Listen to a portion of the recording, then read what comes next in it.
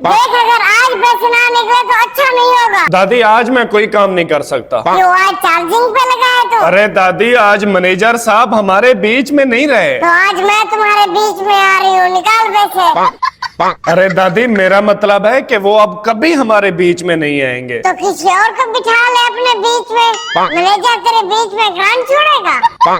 तुम्हारी समझ में भी आ रहा है कि मैं क्या कह रहा हूँ? वो आज पूरी दुनिया को अलविदा कहकर चले गए हैं। लो, मैं तो सुबह से बाहर बैठी हूँ, मेरे पास तो कोई नहीं आया। अरे दादी दिमाग सही है तुम्हारा, हर इंसान से थोड़ी अलविदा किया है उन्होंने। तो? मैनेजर साहब यमराज के साथ चले गए। अच्छा, तो बेटा तूने पूछा नहीं कितनी देर लगेगी? कितनी देर? अरे दादी रूह गई है इजराइल के साथ। अभी तो तू कह रहा था मैनेजर गया है।